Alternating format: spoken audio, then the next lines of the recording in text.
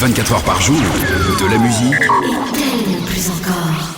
Bonjour à tous et à toutes. Aujourd'hui, nous recevons donc Audrey, qui est directrice du Café-Théâtre L'Imprimerie et administratrice du réseau du Rire. Bonjour Audrey. Bonjour. Comment vas-tu aujourd'hui ? Très bien, merci. J'aime bien commencer comme ça mes petites interventions. Alors présente-toi. Qui es-tu ? Quel âge as-tu ? D'où viens-tu ?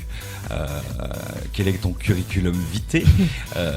Qu'as-tu fait avant et ton expérience finalement ? C'est une grosse question. Alors du coup, je m'appelle Audrey Denis, j'ai 29 ans, je vais bientôt avoir 30 ans.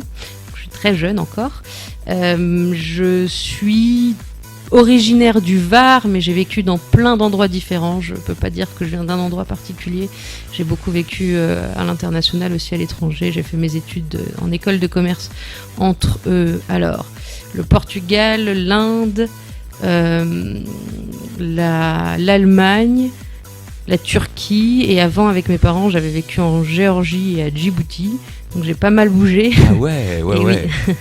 Et j'ai vécu là depuis 4 ans, j'étais à Paris où je travaillais, suite à l'école de commerce, je travaillais dans les musées, des théâtres à Paris, parce que j'avais découvert il y a 4 ans après mon école de commerce que vendre des voitures, je travaillais chez Tesla, les voitures électriques.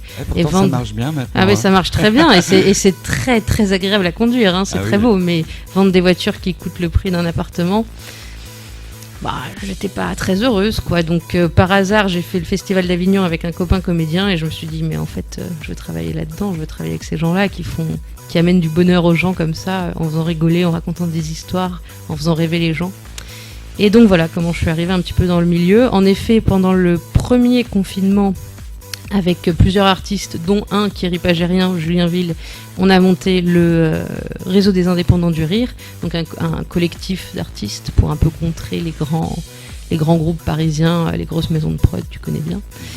Et c'est comme ça que, via Julien, et j'ai aussi une cousine qui habite à Rive-de-Gier, du coup j'étais déjà passée, j'ai entendu parler de l'imprimerie théâtre. Et que du coup, j'avais du temps, j'avais vraiment la motivation d'avoir un lieu, de pouvoir offrir quelque chose comme ça, choisir une programmation, rassembler les gens, accueillir les gens dans un lieu qui a beaucoup de valeur, une vraie dimension d'accueil, etc., d'échange. Et c'est comme ça que je suis arrivée là en répondant à l'appel d'offres et me voilà. Alors comment t'as su qu'il y avait un appel d'offres sur Rive-de-Gier pour ce théâtre ? Et justement via le réseau des indépendants du rire et Julien Ville, où on discutait, on se demandait comment on pourrait faire avancer le réseau, parce qu'on faisait surtout de la diffusion, c'est-à-dire qu'on faisait de la communication, on aidait les artistes du collectif, les 22 artistes, à trouver des salles, à pouvoir produire leurs spectacles, etc. Et puis on se disait, ce serait vraiment top qu'à un moment on ait un lieu à nous, un théâtre, un café-théâtre, quelque chose où on pourrait nous se retrouver pour créer, pour écrire, pour avoir une scène, quoi, tout simplement. Et Julien Ville a dit, moi, il y a un endroit où je vais répéter régulièrement, il me semble que c'est municipal et qu'il y a un appel d'offres qui va être lancé. Donc on s'est renseigné, on a regardé, on a commencé à monter le dossier pour le réseau des indépendants du rire, et c'était trop de travail, c'était trop compliqué. Il y en a plein qui ont dit, moi, je peux pas, en fait, c'est pas... en plus, il y en a plein qui sont à Paris, il y en a pas mal à Lyon, mais ils pensaient pas venir ici, et ça voulait dire qu'il y ait au moins quelqu'un ici, à 100%, évidemment. Et du coup, les autres copains se sont petit à petit dit ça va pas le faire, c'est trop compliqué, c'est trop loin, c'est trop machin. Moi, j'étais à Paris, j'en pouvais plus de Paris, et je me suis dit si c'est ça, moi j'y vais, hein. Et voilà. Ce qui est compliqué à Rive-de-Gier, c'est l'hôtellerie finalement, pour loger les artistes qui viennent de Paris. Comment tu procèdes ? Alors aujourd'hui, pour l'instant, j'ai fait venir que des gens ou du réseau justement, dans un premier temps, ou du coin, ou même du réseau des indépendants du rire. Donc pour l'instant, ceux qui venaient du coin rentrent chez eux le soir, ça, il n'y a pas trop de problème. Et juste le week-end dernier, il y a une amie parisienne qui est venue faire son spectacle. Et elle, pour le coup, je l'ai logée chez moi, comme j'ai une petite chambre d'amis ici à Rive-de-Gier, ça marche bien. Mais sinon, il y a dans le théâtre, à l'imprimerie Café-Théâtre, il y a un espace loge avec une petite chambre à côté pour loger les artistes. Alors justement, comment s'est fait cette transition des travaux qui ont été effectués au théâtre? Tout à fait. Donc parce qu'il n'y avait plus rien apparemment, tout avait disparu, les sièges, Oui. la scène, beaucoup de choses, même des choses improbables avaient disparu. Oui, tout à fait. En fait, quand je l'avais visité, évidemment, c'était encore en exploitation, même si on était confinés, ou en tout cas les lieux de culture étaient fermés.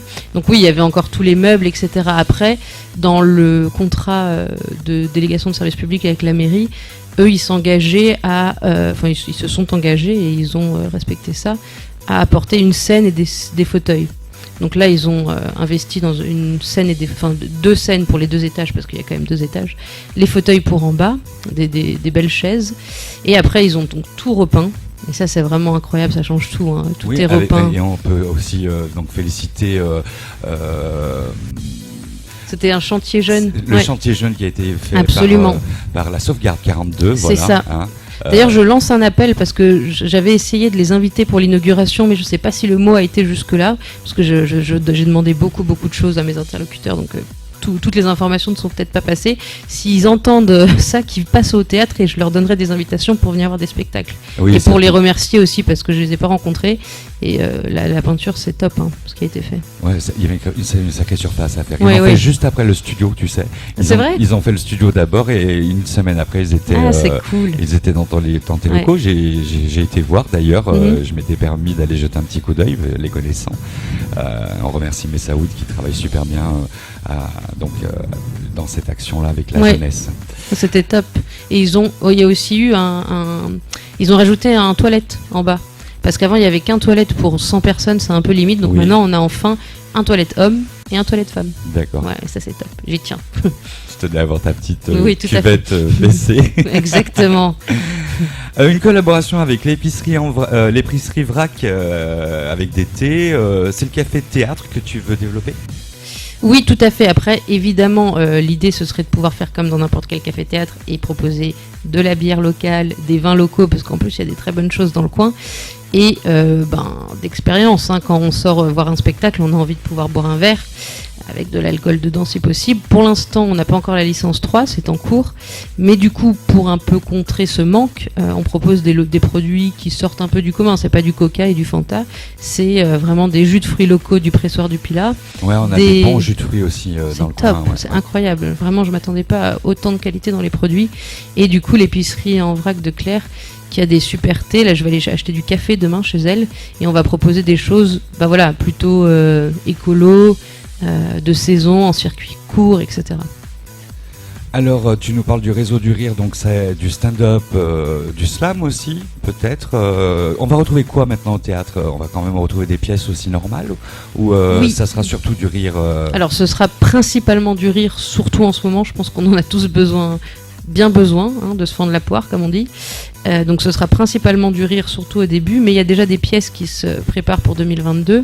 Alors le réseau des indépendants du rire, c'est à part, maintenant j'ai dû un petit peu moi aussi prendre du recul parce que j'ai plus le temps, mais c'était principalement des humoristes, donc one man ou stand-up. Et là moi pour l'instant depuis l'ouverture j'ai proposé du one man, du one woman et du stand-up.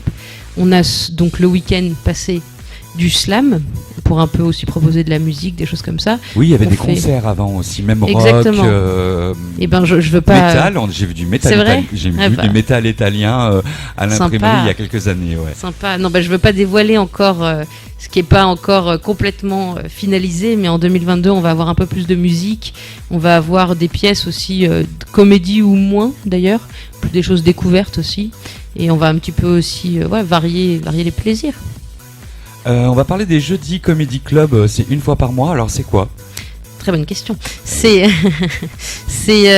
un plateau d'humoristes ou une scène ouverte en fait où plusieurs artistes plutôt de la région vont venir pour essayer des nouveaux sketchs, tester des blagues ou tout bêtement s'essayer à la scène. Donc là on a eu par exemple jeudi dernier des tout débutants, il y avait 2 personnes qui venaient mais vraiment du coin en plus, il y en a un qui était entre ici et Lyon, je sais plus exactement la ville, mais les 2 étaient du coin, 2 complètement à côté de Mornan, un petit au nord de Mornan. Je me rappelle plus du nom, mais bref. Tartara ? Non, je crois pas. Oui, c'est de l'autre côté. Mais c'était la fille, c'était la 6e fois qu'elle montait sur scène, donc c'était tout neuf, mais une super énergie. Et on a un mélange aussi avec le slammer qui faisait après son concert le lendemain et le surlendemain qui proposait aussi un petit peu de ses chansons. Et on avait Julien Ville aussi qui faisait du stand-up, et lui ça fait des années qu'il tourne. Là il a joué longtemps à l'Espace Gerson à Lyon, enfin ça il est professionnel. Lucie Chauchois qui est professionnelle, donc c'est vraiment les jeudis de l'imprimerie, c'est vraiment un lieu de rencontre entre les débutants qui se cherchent, qui ont des questions, qui se demandent comment faire la mise en scène, comment affiner mon écriture, etc. Ou qu'est-ce que c'est l'intermittence, ce genre de choses, et qui peuvent poser ces questions et avoir des réponses avec des professionnels, des gens qui tournent plus, et où les gens qui tournent plus et qui sont déjà professionnels vont pouvoir eux tester des vannes, des choses comme ça. Donc c'est un vrai moment d'échange pour promouvoir l'émergence et de transmission. Voilà. Alors ça a été un peu compliqué parce que tu reprends une programmation généralement c'est sur 1 an, voire plus, même des fois 2 ou 3 ans. Là tu es obligé de tout redémarrer, tu as prévu une programmation là jusqu'à la fin de l'année. Dis-nous, qu'est-ce qu'on va retrouver en décembre? Oui, alors là du coup le week-end du 10 et du 11 décembre on a un one woman show d'une lyonnaise, Laure Mono, qui a commencé il n'y a pas très longtemps, ça doit faire quelques années, pas beaucoup, qu'elle fait de l'humour, et ça marche très bien. Je l'ai vu en festival à Saint-Étienne, aux Arts Comiques, le festival d'humour de Saint-Étienne, ça a cartonné.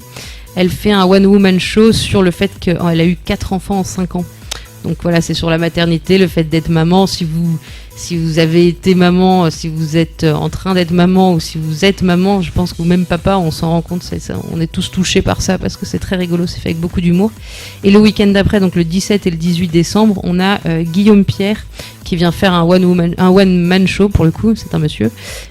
Aussi avec des sketchs des personnages. Alors lui il est complètement loufoque, fou, ça va dans tous les sens. Il est habitué de Rive de Gier, il est déjà venu plusieurs fois à l'imprimerie, même cet été il était aux Estivales.